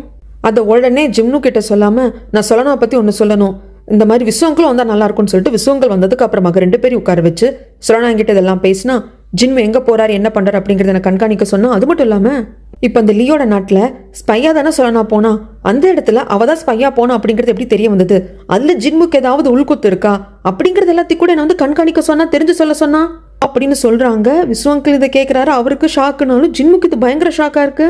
இந்த பக்கம் சொல்லனா சொல்றா, இப்போ நான் அவனை எப்படி ப்ரொவோக் பண்ணிவிட்டு என்னென்ன சொன்னனோ அது எல்லாத்தையும் அந்த பாடி கார்டு போயிட்டு ஜின்மு கிட்ட சொல்றப்போ ஜின்மு அந்த தப்பை பண்ணியிருந்தார் அப்படின்னா அதுக்கான தடயங்களை கவரப் பண்ண பாப்பாரு. அப்படி அவர் கவரப் பண்றப்பதான் நாம் அவரை கப்புன்னு பிடிக்கணும் அப்படின்னு சொல்லிட்டு இளவரசர் கிட்ட சொல்லிட்டு இருக்கா. இந்த பாடி கார்டு சொல்றதெல்லாம் கேட்க கேட்க பயங்கர கோவம் வருது ஜின்முக்கு. இல்ல நான் போய் சொல்லனா கிட்டே பேசுறேன், நேற்று நைட்டு சொல்லனாவும் நானும் நல்ல ஃப்ரெண்ட்லியான ஒரு சேட் தான் போயிட்டு இருந்தது, ஏதோ ஒரு மிஸ் அண்டர்ஸ்டாண்ட் இருக்கு, நானே பேச போறேன் அப்படிங்கிறப்போ பாடி கார்டும் சரி விசு அங்கிளும் சரி 2 பேரும் ஸ்டாப் பண்றாங்க. நீங்க போகாதீங்க. என்ன சொல்லனா வந்து குயினுக்கும் பிரியமானவ, அரசருக்கும் பிரியமானவ, அதே மாதிரி இளவரசர் என்ன வேலை சொன்னாலும் செஞ்சு முடிக்கக்கூடியவ, அதனால நீங்க போய் பேசுறது தப்பா தான் வரும் அப்படின்னு சொல்லிட்டு சொல்லுவாங்க. ஆனா ஜின்முவால ஏத்துக்க முடியல. விசு அங்கிளுக்கு அவன் பயங்கரமான கைகாரம் தான் அந்த இளவரசன். சொல்லனா அவ வச்சு ஜின்முவை வந்து பிடிக்க பாக்குறான். அப்படிங்கிறப்போ அவ்வளவுதான், ஜின்முக்கு இதுக்கு மேல பொறுக்க முடியல. என்ன எதுன்னு பார்த்தே தீருவேன் அப்படின்னு போறப்போ பின்னாடியே பாடி கார்டு போவாங்க. அந்த சமயத்துல விசு அங்கிள் பாடி கார்டு மட்டும் ஒரு நிமிஷம் இரு, இதை பாரு, அங்க சாவா எங்க இருக்காங்கன்னு கண்டுபிடிச்சிட்டு அரசரை பாக்குறதுக்கு முன்னாடி சாவா நம்ம கிட்ட வரணும் அப்படிங்கிறதுக்காக ஆட்கள் அனுப்பிச்சோம் இல்லையா? அது எனக்கு தெரியும், உனக்கு தெரியும், அங்க அனுப்பிச்ச ஆட்களுக்கு தெரியும், ஜின்முக்கு தெரியும். நாம தான் சாவாவை கூப்பிட்டு வரதுக்கான ஆட்கள் அனுப்பிச்சோம். அது கடைசியில் எக்கு தப்பா நடந்து போச்சுங்கிறது நம்மளுக்கு தெரியும். என்ன சொல்ல வரீங்க? இப்போ நீங்க சொல்ல வர்றதை பார்த்தா நம்ம எந்த ஆட்களை சாவாவை கூப்பிட்டு வரதுக்கு அனுப்பிச்சோமோ உங்களை கொல்ல சொல்றீங்களா அப்படிங்கிறாங்க. டே நான் அப்படியெல்லாம் ஒன்றும் சொல்ல. அவங்களுக்கு நிறைய பணம் கொடுத்து அவங்கள வந்து வீட்டுக்கு அனுப்பிச்சிடு, அவங்க கொஞ்ச நாள் இங்கே இல்லாமல் இருக்கிறது நல்லது அப்படின்னு சொல்லிடுவாங்க. இந்த பக்கம் இளவரசருக்கு வந்து கஷ்டமா இருக்கு. நான் ஜின்மு வேலையை ஏற்கனவே வந்துட்டு சந்தேகப்பட்டேன். ஆனா ஜின்மு இதுல இன்வால்வ் ஆயிருந்தா அப்படின்னா அது தெரிய வர்றப்போ அரசரோட மனசு உடஞ்சு போயிடும். அதுக்கு தான் வேதனையா இருக்கு அப்படிங்கிற சமயத்துல சொல்றாங்க. ஜின்மு இன்வால்வ் ஆயிருக்காங்க அப்படின்னா அரசர் மனசு உடஞ்சாலும் பரவாயில்ல, உண்மை அரசருக்கு தெரியணும். ஏன்னா இது சாதாரணமா மறைச்சு வைக்கிற விஷயம் கிடையாதுன்றவாங்க. அப்படி இளவரசர்கிட்ட பேசிட்டு கரெக்டா நம்ம சொல்லனா வெளியே வர்றப்போ ஜின்மு, அதாவது இருட்டு கட்டிடுச்சு, ஜின்மு இருந்துட்டு சொல்லனா அப்படின்னு கூப்பிடுவாங்க. சொல்லனா பயந்து போயிடுவாங்க. சொல்லனா அவ மிரட்டுற தோணில் தான் பேசுவாங்க. சொல்லனா, நான் உன்னை என்னோட ஃபேமிலி மாதிரி நினைச்சேன், அப்படிதான் நான் உங்ககிட்ட பழகினேன், இதை நான் உங்ககிட்ட இருந்து எதிர்பார்க்கல. நீ எதுக்காக என்ன அட்டாக் பண்ற, என்னை பத்தி விசாரிக்கிற, அது நீ பண்ணுவேன்னு சொல்லிட்டு நான் எதிர்பார்க்கல. அப்படி நீ அந்த மனசுல இருந்திருந்தாலும், என்னை பத்தி இந்த மாதிரி யோசனையில இருந்திருந்தாலும் நீ டைரக்டா எங்கிட்டே கேட்டிருக்கலாம். நேற்று நானும் நீ தானே ஒன்னா சேர்ந்து ஜோப்பா விளையாண்டுட்டு இருந்தோம், நல்லா தானே பேசிட்டு இருந்தோம் அப்படின்லாம் சொல்லிட்டு கேட்பாங்க. இதை பாரு சொல்லனா, இப்படி என்கிட்ட நடந்துக்கிறது யாரா இருந்தாலும் சரி, ஈவன் அது நீயாவே இருந்தாலும் சரி, என்னால் ஏத்துக்க முடியாது, பார்த்து ஜாக்கிரதையா இருந்துக்கொண்டு மிரட்டி விட்டு போவாங்க. இதை இளவரசரும் பார்த்துருவாங்க. இளவரசர் பக்கத்துல வந்து நிக்கிறப்போ, இளவரசரே இப்படி ஒரு ஜின்முவை நான் இது வரைக்கும் பார்த்ததே கிடையாது, இப்படி ஒரு பிஹேவ் பண்ணதே கிடையாது அப்படின்னு மனசுக்குள்ள ஜின்மு இதுக்கப்புறம் நம்ம 2 பேரும் ஃப்ரெண்ட்ஸ் இல்லை அப்படின்னு சொல்லிட்டு சொல்லிப்பாங்க. இங்க யாரெல்லாம் சாவை அட்டாக் பண்றதுக்காக அனுப்பிச்சாங்களோ அந்த ஆட்களுக்கெல்லாம் பணம் கொடுத்து கொஞ்ச நாள் ஊருக்குள்ள இருக்காதீங்க அப்படின்னு சொல்லிட்டு அனுப்பிச்சுட்டுருவாங்க. ஜின்மு வந்து ஏன் இதெல்லாம் பண்றீங்க அப்படின்னு கேட்கறதுக்கு எல்லாம் கரெக்டாக தான் பண்ணிட்டு இருக்கு அப்படின்னு விஸ்வக்குள் சொல்லிடுவாங்க. அவங்க கொஞ்ச நாள் இங்கே இல்லாமல் இருக்கிறது நல்லதுன்னு சொல்லிடுவாங்க. அடுத்த நாள் இளவரசர் வருவாரு. அங்கதான் ஜின்முவும் இருப்பாங்க. அதாவது ஜின்மு வீட்டுக்கு தான் வராங்க. என்ன ஜின்மு என்ன பண்ணிட்டு இருக்கேன்? ஆமா, கொஞ்சம் உனக்காக இருக்கிற ஆட்கள், உனக்கு காவலுக்கு இருக்கிற ஆட்கள்லாம் புதுசா இருக்காங்களே, ஆக்சுவலா நான் அடுத்த ஹண்டிங்க்கு போறேன், அதுக்காக அவங்கள தயார் பண்றதுக்காக அனுப்பிச்சிருக்கேன் அப்படின்னு சொல்லிட்டு சொல்றாங்க. அதுக்கப்புறம் கேஷுவலா ஜின்மு கிட்ட 4 வார்த்தை பேசிட்டு சொல்லனா கிட்ட வந்து, சொல்லனா நீ சொன்னது கரெக்ட், அவங்க ரொம்ப ஃபாஸ்டா மூவ் ஆயிட்டு இருக்காங்க, நாமளும் சீக்கிரம் ஏதாவது பண்ணணும், ஜின்முக்கு சர்வெண்டா இருந்த ஆட்கள் எல்லாமே மாறி இருக்காங்க அப்படின்னு சொல்லிட்டு சொல்றாங்க. அவங்க ஊரை விட்டு போகிறதுக்குள்ள பேண்டை சேர்ந்த ஆட்கள் போய் வளைச்சு பிடிச்சிடுறாங்க. அவங்க எல்லாரையும் ஒரு இடத்துல அடைச்சு விசாரிக்கிறப்போ அங்க வர்ற சொல்லனாக்கு துக்கம் தொண்டை அடிக்குது. இவனுங்கெல்லாம் சேர்ந்து எங்க அம்மாவை குருடாக்கிட்டானுங்க, அந்த ரத்த போக்காலையும் அந்த அடிப்பட்டதுனாலேயும் எங்க அம்மா செத்து போயிட்டாங்க, அதுக்கப்புறமாக என் அப்பாவே இவனுக்கு தான் கொண்டிருக்கானுங்க அப்படின்ட்டு அப்படியே பயங்கரமா அழுதுட்டு நிப்பா. ஆனா இளவரசர் வந்து சொல்லனாவா பார்க்கல. இவனுங்க நல்லா விசாரிங்க அப்படின்னு சொல்லிட்டு வந்துடுவாங்க. அதுக்கப்புறம் சாம்பருக்கு வந்ததுக்கு அப்புறமாக கொஞ்சம் நேரம் பொறுத்து பாடி கார்டு வருவாங்க. அவனுக்கு தான் பேசினாங்களான்னு சொல்லி இளவரசர் கேட்கறதுக்கு, இல்ல இளவரசரே எதுவும் பேச மாட்டேன்றானுங்க, அவ்வளவு சீக்கிரம் அவனுக்கிட்ட இருந்து உண்மை வாங்க முடியாது, ஏன்னா பல வருஷமா ஜின்முவுக்காக அவங்க வேலை செஞ்சிருக்காங்க, ஸோ கண்டிப்பா ரொம்ப ஸ்டப்பனா இருப்பாங்க, நாம தான் உண்மையை வாங்கணும் அப்படிங்கிறாங்க. அதுக்கப்புறம் நிறைய புக்ஸ் எல்லாம் படிக்கிறாங்க. நைட்டு ஃபுல்லா இளவரசரோட சாம்பர்லயே தான் வந்துட்டு சொல்லனா இருப்பா, அதுவும் அந்த ஆஃபீஸ் ரூம்ல தான் இருப்பா. புக்கு படிச்சு இருந்தா அப்படி தூங்கி போயிடுவா. இளவரசர் பார்த்துட்டு சொல்லனா பக்கத்துல வந்து சொல்லனா கண்ணத்தை தொடலான்ட்டு வருவாரு. ஆனா இல்ல வேண்டாம் அப்படின்னு சொல்லிட்டு அங்கிருந்து போயிடுவாங்க. இதெல்லாம் சொல்லனா நோட்டீஸ் பண்ணதான் செய்யறா. அதுக்கப்புறமாக இந்த குட்டி பையனை தான் காட்டுறாங்க. இந்த ஆண்டிக்கு இந்த குட்டி பையனை ரொம்ப பிடிச்சி போச்சு, இவங்க தான் வச்சு இப்போ பார்த்துக்கிட்டு இருக்காங்க. அந்த பையன்கிட்ட வந்து கேட்குறாங்க, என்னோட பையனை என் கூடவே இருந்துடுறியா அப்படிங்கிறதுக்கு, இல்லை எனக்கு அப்பா இருக்காரு, அவர் வருவார் அப்படிங்கிறாங்க. ஆக்சுவலாக கோச்சன் தான் இந்த பையன் அப்பான்னு வந்து கூப்பிட்டு இருக்கான், அதனால கோச்சன் வந்து இறந்து போயிட்டாங்க அப்படிங்கிறத சொல்லவும் இல்லை, அதனால தான் இந்த பையன் அப்பா வருவார் அப்படின்னு சொல்லிட்டு ஆண்டி கிட்ட சொல்லுவான். ஆனால் இல்லையே சொல்லணும் சொன்னாலே, உனக்கு அம்மா அப்பா இல்லைன்னு சொன்னாலே, சரி எதுவோ ஒன்று, நீ என் கூட இரு, நீ என்ன அம்மாவை எடுத்துக்கலனாலும் நீ தாண்டா எனக்கு பையன் அப்படின்னு சொல்லிட்டு ரொம்ப நல்லா பார்த்துப்பாங்க. அதுக்கப்புறமாக இந்த இளவரசிக்கு ஒரு மெய்டு இருந்தாங்க இல்லைங்களா, அந்த பொண்ணு தான் அந்த இளவரசி கறி கொண்டுட்டாலே. மாஸ்டரும் பேண்டை சேர்ந்த இன்னொரு மெம்பரும் அவங்க அம்மாவோட வீட்டுக்கு தேடி வராங்க. உங்களுக்கு ஏதாவது தகவல் தெரியுமா அந்த மெய்டை பத்தி அப்படின்னு சொல்றதுக்கு, என் பொண்ணு வந்து வரல, அவளை ஃபர்ஸ்ட் கண்டுபிடிச்சிட்டு வந்து பேசுங்க அப்படின்னு சொல்றாங்க. இப்போ மாஸ்டர் சொல்லுவாங்க, அம்மா எங்களாலே கண்டுபிடிக்க முடியல, தகவல் ஏதாவது உங்களுக்கு தெரியுமா தான் கேட்க வந்து அப்படின்ட்டு போறப்போ அவங்களுக்கு வந்து உடம்பு ரொம்ப முடியாம இருக்கும். இங்க ஒரு வீடு எடுத்து இவங்களுக்குன்னு ஒரு மெய்டை கொடுத்துதான் அவங்க பார்த்துட்டு இருந்திருப்பாங்க அவங்க பொண்ணு. இந்த அம்மா முடியாம வந்து, மாஸ்டர் ஒரு ஐலாண்டோட பேரை சொல்லிட்டு அங்க வேணா போய் பாருங்க, என் பொண்ணு அங்க இருக்கிறதுக்கு வாய்ப்பு இருக்கு, ஏன்னா அவ கடைசியா என்னை பார்த்துட்டு போறப்போ, அம்மா நான் நிறைய பணத்தோட வருவேன், நாம இங்க இருக்க வேண்டாம், அந்த ஐலாண்டுக்கு போயிடலாம், இதுக்கப்புறமாக நான் அரண்மனைக்கு வேலைக்கெல்லாம் போக மாட்டோம், உன் கூட இருந்து உன்னையே பாத்துக்கிறேன்னு சொன்னா, நம்மளுக்கு வேலை செய்யறதுக்கு 4 மேடை கூட வச்சுக்கலாம்னு சொன்னான். அவ கடைசியா இதுதான் என்கிட்ட சொன்னான். அதுக்கப்புறம் அவ வந்து வீட்டுக்கே வரல, நான் அரண்மனையில் இருக்கா அப்படின்னு சொல்லி நினைச்சுக்கிட்டே இருந்தேன், நீங்க வேணா அந்த ஐலாண்ட்ல போய் பாருங்க அப்படிங்கிறாங்க. இப்போ மாஸ்டருக்கு கொஞ்சம் நம்பிக்கை வந்துடுச்சு. அந்த ஐலாண்டுக்கும் போயிட்டு அவளை தேடலாம், அந்த பொண்ணு அங்கே இருக்கலாம்னு சொல்லிட்டு தேடுறதுக்கு ஆள் அனுப்பலாம் அப்படிங்கிற முடிவுக்கு வந்துட்டாங்க. தாலும் கிட்ட சொல்கிறாங்க, ஆக்சுவலாக அந்த மெய்டு பொண்ணு வந்து ரொம்ப நாள் நான் பார்க்காம இருந்ததுனால செத்து போயிட்டான்னு நினச்சேன். அதனால தான் அவனோட திங்ஸை கூட நான் எரிக்க செஞ்சேன். ஆனால் கடைசியில் அவங்க அம்மா சொன்னாங்க ஏதோ ஒரு ஐலாண்டில் இருக்கிறதுக்கு வாய்ப்பு இருக்குன்னு சொல்லிட்டு. இப்போ தான் எனக்கு சந்தோஷமாக இருக்குது அப்படிங்கிறப்போ தாலும் வந்துட்டு இல்லை அந்த இளவரசியோட மெய்டு வந்துட்டு கண்டிப்பாக அந்த ஐலாண்டில் இருக்கிறதுக்கு வாய்ப்பு இல்லை. ஏன்னா நம்ம கூடயெல்லாம் கூட அவள் கான்டாக்ட் வச்சுக்காம போகலாம். அவங்க அம்மாவை அது உடம்பு சரியில்லாத அம்மாவை எங்கள் அம்மா ஒன்று விட்டு அங்கே போயிருக்க வாய்ப்பு இல்லை அப்படிங்கிறாங்க. இப்போ என்ன சொல்கிறீங்க தாலும், அந்த பொண்ணு இறந்துருப்பான்னு சொல்கிறீங்களா? அது மட்டும் உண்மை கன்ஃபார்ம் அப்படின்னா நான் உடனே அரசர் கிட்ட சொல்லுவேன் அப்படிங்கிறப்போ ஆதாரம் இல்லாமல் சொல்லி என்ன பண்ண போறீங்க? இப்படி நீங்கள் ஆதாரம் இல்லாமல் சொன்னீங்கன்னா கடைசியில் அது உங்களுக்கு தான் பிரச்சனை ஆகும்பாங்க. இதை பாருங்க தாலும், அந்த பொண்ணு என்னோட பேண்டை சேர்ந்த மெம்பர். அந்த பேண்டில் இருக்கிற பசங்க பொண்ணுங்க எல்லாரும் எனக்கு குழந்தைங்க மாதிரி தான். அவங்களுக்கு ஏதாவதுனா நான் யாரையும் சும்மா விட மாட்டேன் அப்படின்ட்டு கோவமா இவர் கிளம்பிடுவாரு. இந்த பக்கமாக அரசரை பார்க்கறதுக்கு மந்திரியார் வந்து உண்மையான உங்க மக சுபேக்காவை வந்து தேடி கண்டுபிடிக்கிறதுக்கான ஆட்களை வந்து நான் அனுப்பிச்சிருக்கேன். கோச்சன் எங்காவது இருந்தாலும் கண்டுபிடிச்சிட்டு வாங்க அப்படிங்கிற மாதிரி ஆட்கள் அனுப்பிச்சிருக்கேன் அப்படிங்கிறாங்க. சரி மந்திரியாரே, நல்லது அப்படிங்கிறப்போ அரசரே அப்போ இப்போ இருக்கிற இளவரசி இங்க இருக்கிற இளவரசி என்ன பண்றது அப்படிங்கிற சமயத்துல இல்ல கோச்சனுக்கு தெரிஞ்சிருக்கு அரசர்கிட்ட பொய் சொல்றது எவ்வளவு பெரிய குற்றம் அப்படிங்கிறது தெரிஞ்சிருக்கு. அதனாலதான் இங்க இருக்கிறது உங்க பொண்ணு இல்ல, ஆனா சாவாவோட பொண்ணு. அப்படி அவ இளவரசின் பொய் சொன்னதுக்காக நீங்க அரண்மனையை விட்டு அவளை அனுப்பிச்சிடுங்க, மற்றபடி தண்டனை கொடுக்காதீங்க அப்படின்னு அவர் எழுதியிருந்தாரு. இப்போ இங்கே சுபேக்காவா இருக்கிறவ என் பொண்ணா இல்லாம இருக்கலாம், ஆனா சாவாவோட பொண்ணு நான் எப்படி அவளை தண்டிப்பேன்? எனக்கு என்னோட உண்மையான மகள் சுபேக்காவா பார்க்கணும். அதனால எப்படியாவது உண்மையான பிரின்சஸை வந்து நீங்க கண்டுபிடிச்சு கூப்பிட்டு வாங்க. இப்போ இங்க இருக்கிற இந்த பிரின்சஸையும் நான் என்னோட மகளா தான் பாக்குறேன். சாவோட பொண்ணு எனக்கும் பொண்ணு மாதிரி தான்.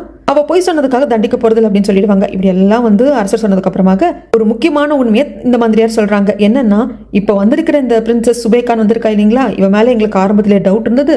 அதனால பேண்டை சேர்ந்த ஒரு பொண்ணை மெய்டா வச்சு நாங்க ஸ்பை பண்ணிட்டு இருந்தோம். அந்த பொண்ணை இப்போ காணோம் அப்படின்னதும் என்ன சொல்றீங்க, இளவரசி சந்தேகப்படுறீங்களா, அவ மேல குற்றம் சுமத்துறீங்களா அப்படிங்கிறப்போ அரசர் என்ன டைரக்டா அப்படி சொல்ல வரல.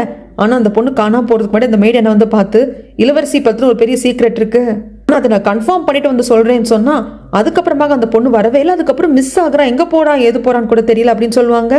இந்த பக்கம் அரசரை பாக்குறதுக்காக வந்துட்டாரு மாஸ்டர். இதுக்கு மேலே என்ன ஆனாலும் சரிடா, நான் சொல்றது அரசர் நம்புறாரோ இல்லையோ, கொன்னாலும் பரவாயில்ல அப்படின்ட்டு அரசர் உங்ககிட்ட ஒரு விஷயத்தை நான் சொல்றதுக்காக வந்திருக்கேன். பேண்ட்ல வந்து ஏற்கனவே சொல்லனாக்கு முன்னாடி ஒரு பொண்ணு ட்ரெயின் ஆயிருக்கா. அந்த பொண்ணு இறந்து போயிட்டா, அதை பத்தி என்ன ஏதுன்னு விசாரிக்கலான்னு வர்ற சமயத்துல மந்திரியார் அதை வந்து கவரப் பண்ண பாக்குறாரு. அப்படிங்கிறப்போ அந்த பொண்ணோட பேர் சொல்லி இளவரசிக்கு அவ மெய்டா தானே இருந்தா அப்படின்னு கேட்கறாங்க அரசர்.